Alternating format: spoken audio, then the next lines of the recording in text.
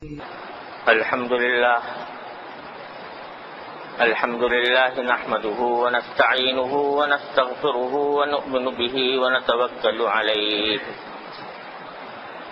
ونعوذ بالله من شرور أنفسنا ومن سيئات أعمالنا من يهده الله فلا مضل له ومن يضلله فلا هادي له وأشهد أن لا إله إلا الله وحده لا شريك له وأشهد أن سيدنا وسندنا ونبينا ومولانا محمدا عبده ورسوله صلى الله تعالى عليه وعلى آله وأصحابه وبارك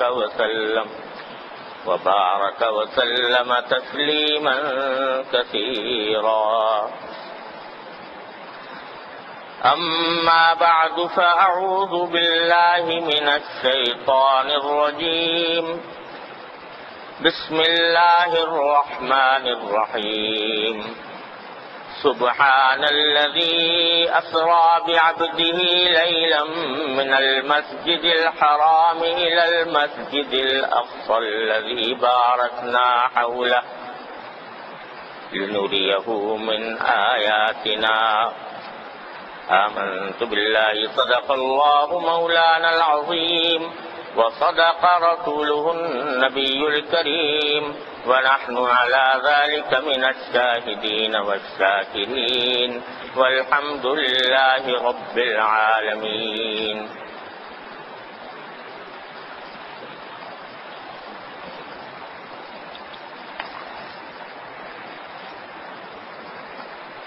بزرگان محترم اور برادران عزیز،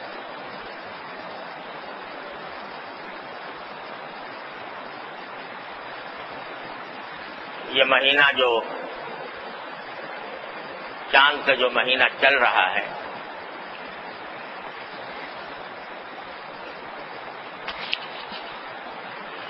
وہ رجب کا مہینہ ہے. آواز سے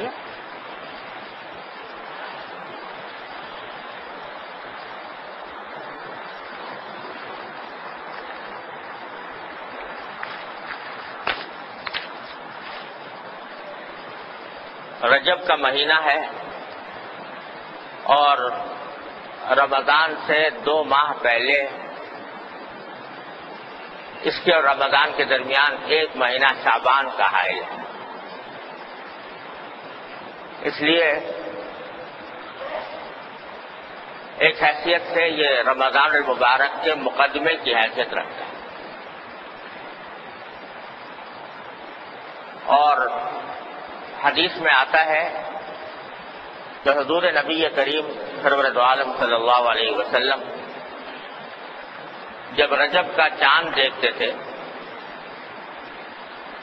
تو یہ دعا فرمایا کرتے تھے کہ اللہم بارک لنا فی رجب و شعبان وبلغنا رمضان. کہ اللہ ہمارے لیے رجب اور شعبان کے مہینوں میں برکت عطا فرمائی ہے اور ہمیں رمضان تک پہنچا دی. یعنی ہماری عمر اتنی کر دیجیے کہ ہمیں اپنی زندگی میں آنے والے رمضان کا مہینہ نصیب ہو جائے. کیونکہ انسان کو کچھ پتہ نہیں ہے کہ کب اس کی موت آنے والی ہے. بظاہر انسان دیکھنے میں بھلا چنگا، صحت مند، تندرست، کبھی ہیکل نظر آتا ہے، لیکن اگلے پل کا پتہ نہیں ہے کہ کیا ہو جائے گا. اس لیے نبی کریم سرور دو عالم صلی اللہ علیہ وسلم یہ دعا مانگتے تھے رجب کا چاند دیکھنے کے بعد کہ اللہ بس اب رمضان میں 2 مہینے رہ گئے ہیں تو ہماری عمر اتنی کر دیجئے کہ ہم رمضان تک پہنچ جائیں اور رمضان المبارک کی برکات سے فیضیاب ہو سکیں. اس سے یہ بھی معلوم ہوتا ہے کہ سرکار دو عالم صلی اللہ علیہ وسلم کی نظر میں رمضان کے مہینے کی کتنی قدر و قیمت. تو ایک تو یہ بات رجب کا چاند دیکھ کر سرکار دو عالم صلی اللہ علیہ وسلم کا یہ دعا فرمانا، یہ بھی اس مہینے کی فضیلت کی بھی دلیل ہے اور اس بات کی بھی کہ یہ رمضان المبارک کا مقدمہ ہے.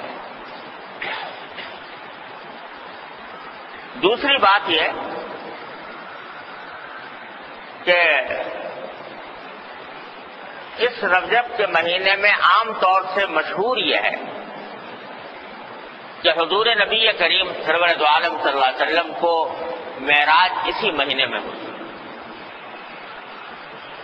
بلکہ عام طور سے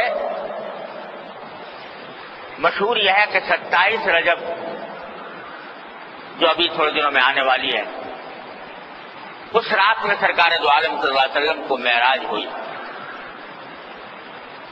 اگرچہ تاریخی اعتبار سے یہ بات پوری طرح ثابت نہیں، یعنی مضبوط روایتوں سے یہ نہیں معلوم ہوگا کہ 27 رجب شب معراج تھی. روایتوں میں بڑا اختلاف ہے، سن میں بھی اختلاف ہے، کون سے سن میں ہوئی، اور مہینے میں بھی اختلاف ہے، مہینے کی تاریخوں میں بھی اختلاف ہے. تو یقین کے ساتھ نہیں کہا جا سکتا کہ کس رات میں سرکار دو عالم صلی اللہ علیہ وسلم کو معراج کے سفر پر لے جایا گیا تھا. لیکن وہ کسی بھی رات ہوئی ہو، کسی بھی تاریخ میں ہوئی ہو، یہ انسانیت کی تاریخ کا عظیم ترین واقعہ تھا جس کی کوئی نظیر نہ اس سے پہلے وجود میں آئی اور نہ آپ کے بعد کسی کو یہ مقام نصیب ہو سکے گا. اللہ جل جلالہ کے فیصلوں کی عجیب شان ہے. انبیاء کرام علیہ السلام کا سلسلہ چلا آ رہا ہے آدم علیہ السلام سے. کہتے ہیں کہ 1,24,000 انبیاء کرام علیہ السلام دنیا میں مبعوث ہوئے. ہر ایک اپنے اپنی قوم کے لیے ہدایت کا پیغام لے کر آیا. لیکن اس سونے کی زنجیر کی آخری کڑی خاتم الانبیاء رحمت للعالمین محمد مصطفیٰ صلی اللہ علیہ وسلم کا مقام یہ کہ آپ کے اوپر سلسلہ نبوت کی تکمیل ہوئی، اور چونکہ تکمیل ہوئی تو اللہ تبارک و تعالی نے یہ پسند فرمایا کہ اب تک انبیاء کرام علیہ السلام سے جو اللہ تبارک و تعالی کا رشتہ ہوتا تھا وہ فرشتوں کے ذریعے ہوتا تھا، کتابوں کے ذریعے ہوتا تھا، وحی کے ذریعے ہوتا تھا. لیکن حضور سرور دو عالم صلی اللہ علیہ وسلم کے ساتھ اللہ تبارک و تعالی نے یہ خصوصیت برتی کہ خود اپنی بارگاہ میں طلب فرمایا، اور کس شان سے طلب فرمایا کہ ایک رات کی مختصر سی گھڑیوں میں اللہ تبارک و تعالی اپنے بندے کو، محبوب ترین پیغمبر کو، مکہ مکرمہ سے بیت المقدس لے گئے، اور اس بیت المقدس میں سارے انبیاء کرام علیہ السلام کا مجمع، ان کی روحوں کا مجمع جمع فرمایا، اور حضور سرور دو عالم صلی اللہ علیہ وسلم کی امامت میں ان کی نماز پڑھوائی. اور اس کے بعد بیت المقدس سے 7 آسمان، اس سے بھی اوپر سدرۃ المنتہا، یہاں تک کہ اس مقام پر پہنچ گئے کہ جبریل امین علیہ السلام نے بھی عرض کیا کہ اب اس سے آگے جانے کی ہمارے اندر مجال نہیں. اور پھر براہ راست اللہ جل جلالہ کے ساتھ ہم کلامی کا شرف عطا ہوا. کیا باتیں ہوئی، کیا گفتگو ہوئی، کیا راز و نیاز ہوئے، میان عاشق و معشوق رمدیز کرامن کاتبین را ہم خبر نے۔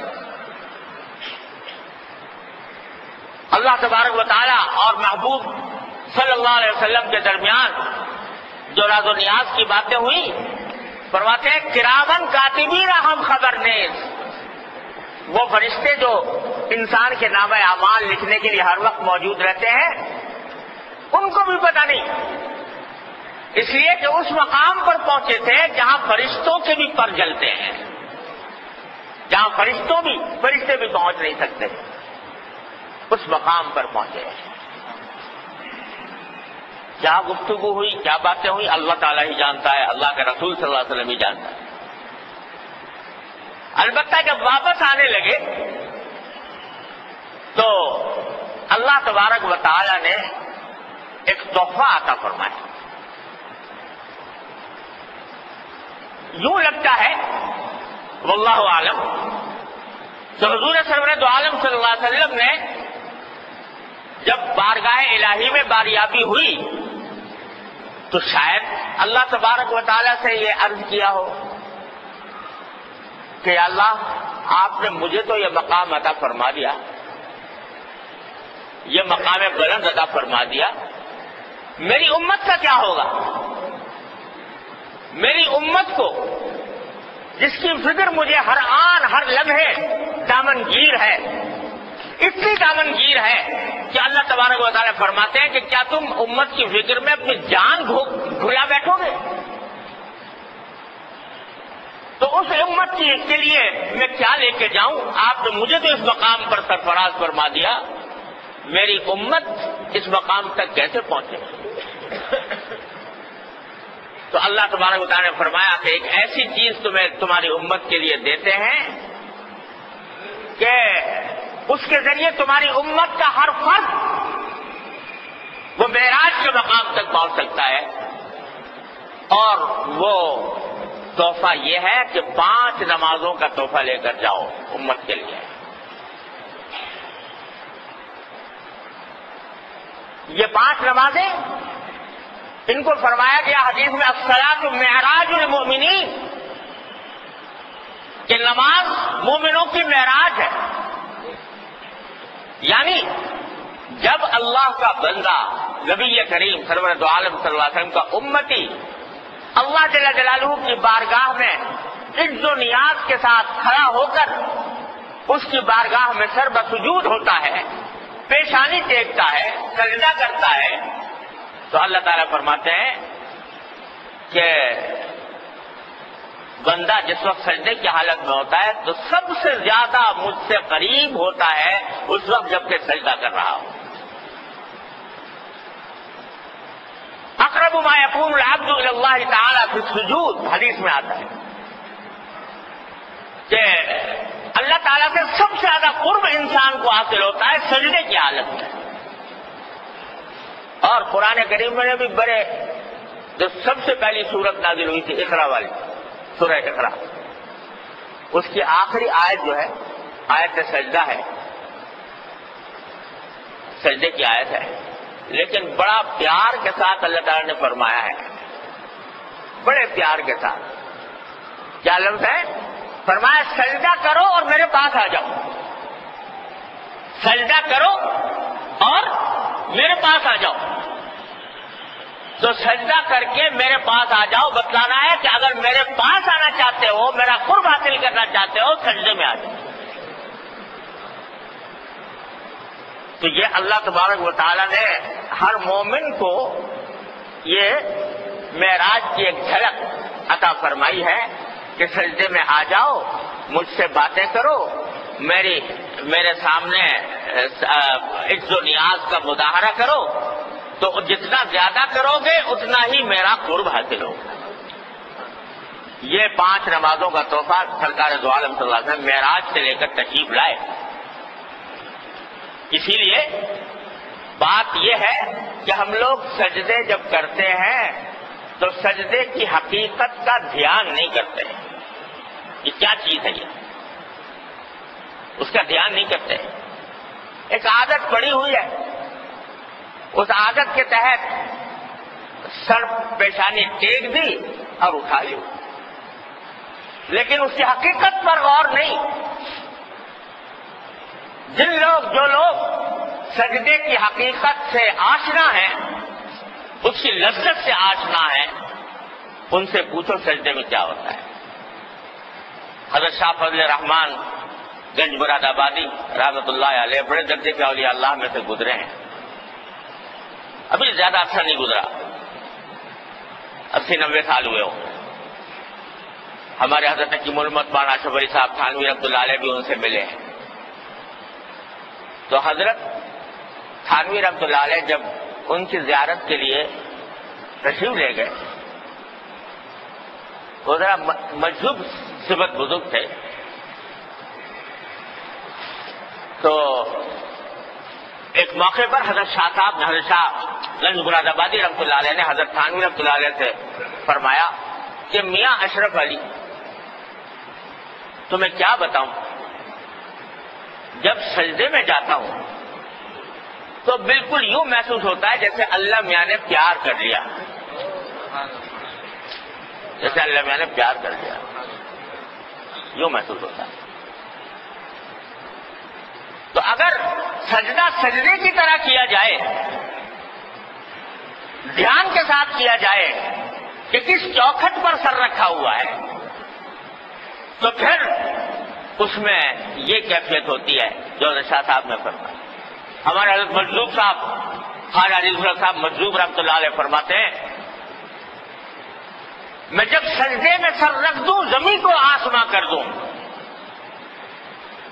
میں جب سجدے میں سر رکھ دوں زمین کو آسماں کر دوں، جب پیشانی اللہ تبارک و تعالیٰ کی چوکھٹ پر لگا دی تو یہ زمین آسمان بن گئی۔ کہاں پہنچ گیا انسان؟ سر پر قدم حسن، قدم بر کلہ تاج، سر بر قدم حسن، حسن کے قدموں پر سر۔ حسن تو حقیقت اللہ کا حسن ہے، اللہ جل جلالہ کا حسن ہے، اس کے قدموں پر سر ہو تو سر بر قدم حسن، قدم بر کلہ تاج۔ جس نے اپنا سر حسن کے قدموں پر رکھ دیا، اللہ جل جلالہ کے قدموں پر رکھ دیا، اس کی چوکھٹ پر رکھ دیا، اس کے قدم تاج و تخت کے اوپر ہوتے ہیں۔ سر بر قدم حسن، قدم بر کلہ تاج۔ دیوانہ بڑی شان سے دیوانہ بنا ہے۔ تو بات یہ ہے کہ ہم لوگ سجدے کی قدر نہیں پہچانتے، سجدے کی حقیقت نہیں جانتے، سجدے کو سجدے کی طرح ادا نہیں کرتے۔ اس کی وجہ سے سجدے کی نہ لذت محسوس ہوتی ہے، نہ سجدے کے آثار محسوس ہوتے ہیں۔ لیکن اگر ایک مرتبہ پیشانی ٹیک کر دھیان سے کہہ دو سبحان ربی الاعلیٰ، پاک ہے میرا وہ پروردگار جو اعلیٰ ہی اعلیٰ ہے، اعلیٰ ہی اعلیٰ ہے۔ دیکھو سجدے کی حالت میں سکھایا گیا سبحان ربی الاعلیٰ کہنا۔ رکوع میں کیا کہتے ہیں؟ سبحان ربی العظیم۔ حالانکہ رکوع کے اندر آدمی بلند ہوتا ہے نسبتاً زمین سے، اور سجدے میں بالکل زمین سے جا کے مل جاتا ہے۔ سب سے نچلی حالت سجدے کی ہوتی ہے۔ اس نچلی حالت میں کہا جا رہا سبحان ربی الاعلیٰ، پاک ہے میرا وہ پروردگار جو اعلیٰ ہی اعلیٰ ہے، جس کی شان بلند ہی بلند ہے۔ تو کیا کہا جا رہا ہے کہ اس اعلیٰ کی چوکھٹ پر میں نے اپنا سر رکھا ہے۔ تو اس کی چوکھٹ پر جب سر رکھا ہے تو وہ اعلیٰ ہے، اس اعلیٰ کی چوکھٹ پر سر رکھا ہے، تو اعلیٰ ذات جو ہے وہ میرے اس سر پر رکھنے کو رائے گا نہیں جانے دے گی، بیکار نہیں جانے دے گی۔ اسی لیے فرمایا گیا کہ سجدے میں خاص طور سے نفلی نمازوں کے تحت دعائیں دعائیں بھی کی جا سکتی ہیں، جو نبی کریم صلی اللہ علیہ وسلم نے دعائیں تلقین فرمائی ہیں یا قرآن میں جو آئی ہیں دعائیں، وہ ربنا آتنا فی الدنیا حسنۃ وفی الآخرۃ حسنۃ وقنا عذاب النار، یا اور دوسری دعائیں۔ تو سجدے کی حالت میں دعا کرنے کا اور ہی لطف ہے۔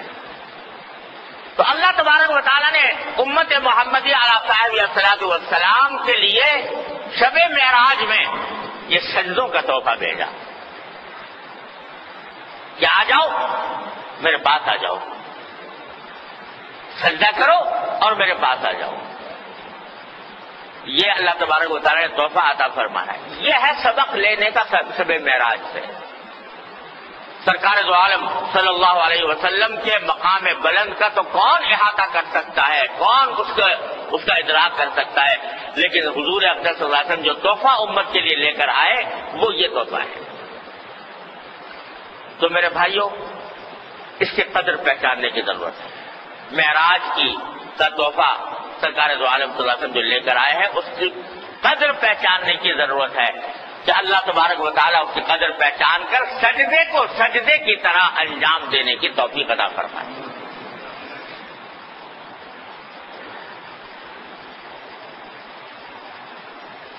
اللہ، قرآن کریم میں ایک آیت آتی ہے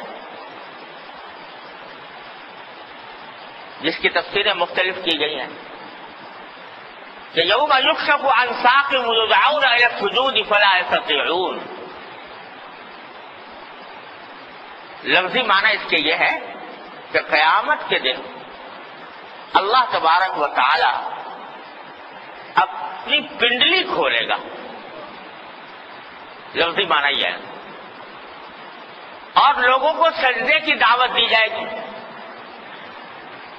تو جو کافر لوگ ہیں جنہوں نے دنیا میں سجدہ نہیں کیا تھا ان کو دعوت دی جائے گی تو وہ سجدہ کرنا چاہیں گے، مگر ان کی کمر تختے کی طرح سیدھی کر دی جائے گی، سجدہ کر نہیں سکیں گے۔ اور جن لوگوں کو دنیا میں سجدہ کرنے کی عادت تھی ان کو اس سجدے کے اندر دنیا کے سجدے سے کئی گنا، 1000 گنا زیادہ لطف کے ساتھ وہ سجدہ کریں گے اللہ تبارک و تعالیٰ۔ تو مفسرین نے اس آیت کریمہ کی تفسیر میں لکھا ہے کہ در حقیقت جب بندہ سجدہ کرتا ہے تو اللہ تعالیٰ کی پنڈلی پر سجدہ ہوتا ہے۔ اللہ تعالیٰ کی پنڈلی ہمیں نہیں معلوم اس کی حقیقت کیا ہے، اللہ تعالیٰ بہتر جانتے ہیں۔ کون تصور کر سکتا ہے اللہ تعالیٰ کی پنڈلی کا کیا مطلب؟ لیکن یہ تجلی ہے اللہ تبارک و تعالیٰ کی، اس تجلی پر سجدہ ہوتا ہے۔ لیکن یہاں دنیا میں وہ تجلی نظر نہیں آتی، اس کا احساس عام طور سے نہیں ہوتا۔ جب آخرت میں پہنچیں گے یہی سجدہ کرنے والے تو اس تجلی کو سامنے کر دیا جائے گا، اور جب سامنے کر دیا جائے گا اس تجلی کے سامنے جب سجدہ کریں گے تو اس سجدے کا لطف ہی کچھ اور ہوگا۔ تو سبق یہ مل رہا ہے کہ معراج کے اس تحفے کی قدر پہچاننے کی ضرورت ہے۔ اللہ تبارک و تعالیٰ کے سامنے سجدہ ریز ہو جاؤ۔ آج ہمیں یہ سجدہ کرتے ہوئے مشکل پیش آتی ہے، ذرا معلوم ہوتا ہے، لیکن تمہیں پتہ نہیں کہ ایک اس سجدے کی بدولت اللہ تبارک و تعالیٰ نے کتنے سجدوں سے تمہیں نجات دے دی ہے۔ یہ ایک سجدہ جسے تو گراں سمجھتا ہے 1000 سجدوں سے دیتا ہے آدمی کو نجات۔ اللہ کی بارگاہ میں سجدہ کر لو، پھر کسی کے آگے سجدہ کرنے کی ضرورت نہیں۔ اور اللہ کے سجدے سے اگر روگردانی کرو گے تو نہ جانے کہاں کہاں سجدے کرنے پڑیں گے، کبھی حاکموں کے سامنے، کبھی مالداروں کے سامنے، کبھی بڑے بڑے رئیسوں کے سامنے سجدے کرنے پڑیں گے، لیکن جو پیشانی ایک مرتبہ اللہ کے جل جلالہ کی بارگاہ میں ٹک گئی ہو وہ کہیں اور نہیں جھک سکتی۔ وہ جانتی ہے کہ ہر کام کا آخری فیصلہ اسی ذات کے ہاتھ میں ہے، نہ کوئی حاکم کے اختیار میں کچھ ہے، نہ دولت مند اور سرمایہ دار کے اختیار میں کچھ ہے، نہ کسی افسر کے اختیار میں کچھ ہے.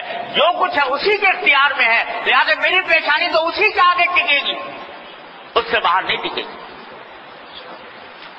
یہ قدر پہچاننے کی ضرورت ہے، اور یہی سبق ہے ہمارے لیے معراج. اصل بڑا تحفہ تو یہ لے کر آئے. پھر آپ دیکھو گے کہ قرآن کریم میں پوری سورت نازل فرمائی ہے سورۃ الاسراء کے نام سے، جس کی پہلی آیت میں نے ابھی آپ کے سامنے تلاوت کہ سبحان الذی اسریٰ بعبدہ لیلا من المسجد الحرام الی المسجد الاقصی. پاک ہے وہ ذات جو اپنے بندے کو لے گئی، راتوں رات لے گئی مسجد حرام سے مسجد اقصی کی طرف. یہ سورت ان الفاظ سے شروع ہو رہی ہے اور اس میں معراج کے واقعے کی طرف اشارہ فرمایا گیا ہے.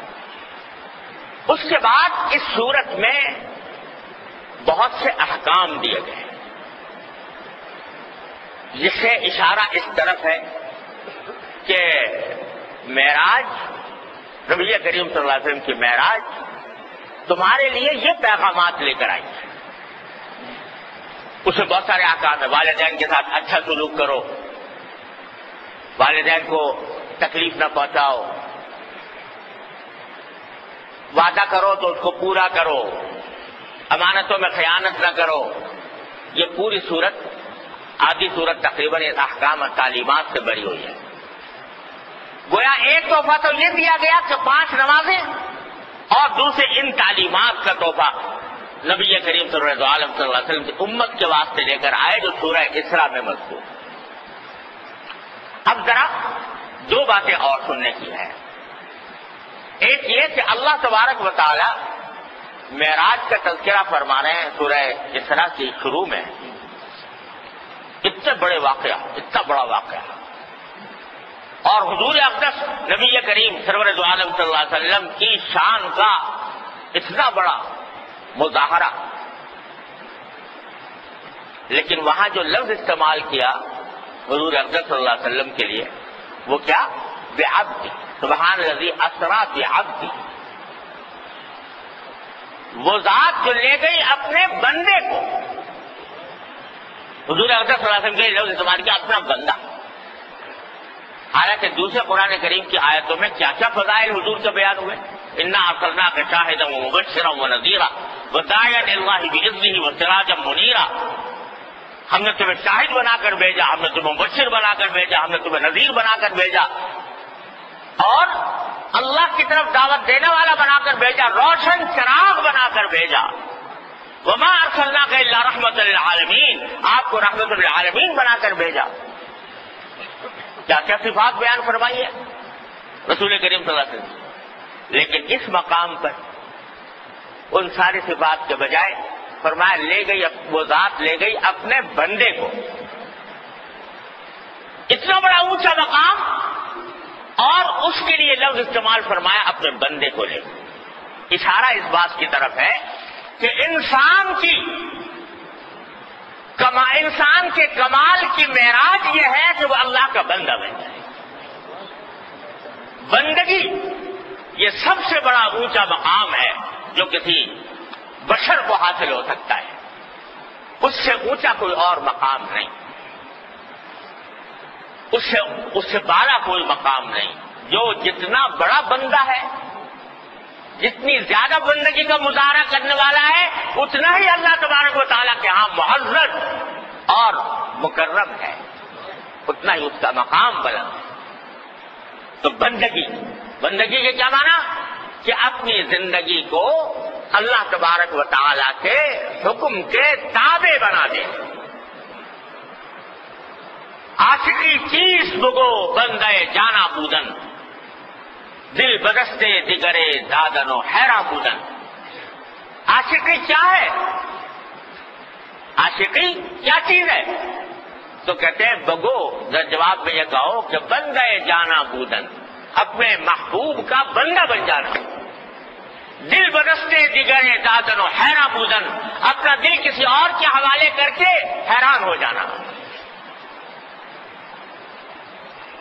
یہ ہے بندگی کہ میں نے اپنے آپ کو حوالے کر دیا اپنے خالق و مالک کے، وہ جس طرح میرے اندر تصرف کرنا چاہے میں اس کے ہر فیصلے پر راضی ہوں، اور جو حکم دینا چاہے اس حکم کی تعمیل کرنے پر راضی ہوں۔ یہ ہے بندگی، اور یہ اعلیٰ ترین مقام ہے انسانیت کا، اس سے اونچا مقام کوئی اور نہیں ہو سکتا، اسی لیے معراج کے موقع پر یہ لفظ استعمال فرمایا۔ ایک بات۔ دوسری بات یہ ہے کہ معراج کا واقعہ، جیسا میں نے عرض کیا، انسانیت کی تاریخ کا عظیم ترین واقعات میں سے ہے، لیکن ہمارے دین نے ہر چیز میں ہمیں افراط اور تفریط سے بچایا، اعتدال کا راستہ عطا فرمایا۔ لہذا ہمارے دین میں یہ فرمایا گیا ہے کہ بندگی کا مطلب ہی یہ ہے کہ جو کچھ کہا جا رہا ہے اس پر عمل کرو، اپنی طرف سے کوئی نئی چیز مت نکالو، جو بات جس درجے میں ہے اسی درجے میں رکھو، اس سے آگے نہ بڑھو۔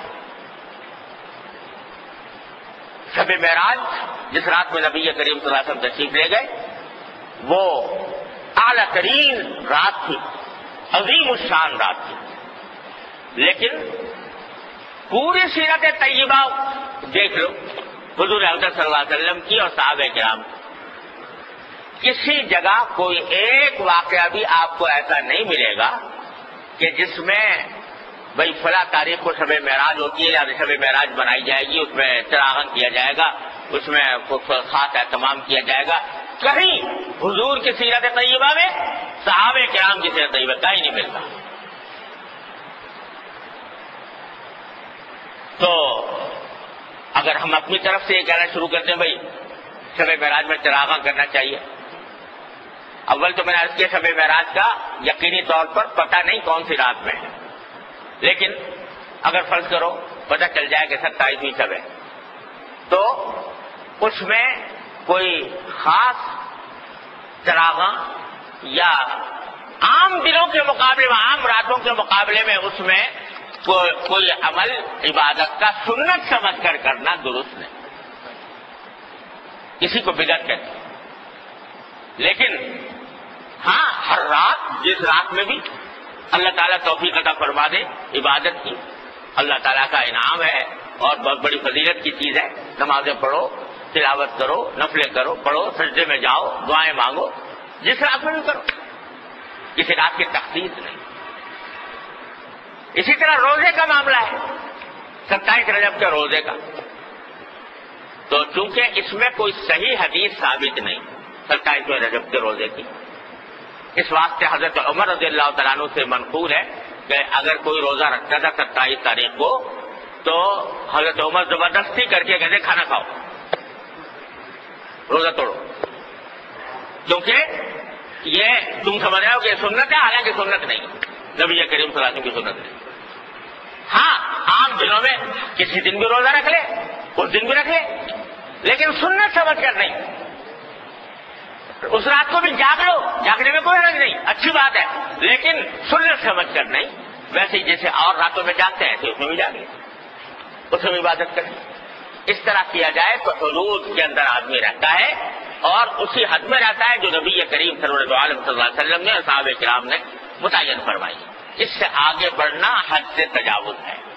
اللہ تبارک و تعالیٰ اپنے فضل و کرم سے، اپنی رحمت سے ہم سب کو حد سے تجاوز سے محفوظ فرمائے، اور معراج کا جو سبق ہے اللہ تبارک و تعالیٰ اس کو ذہن نشین کرا کر اس پر عمل کی توفیق عطا فرمائے۔ وآخر دعوانا الحمدللہ۔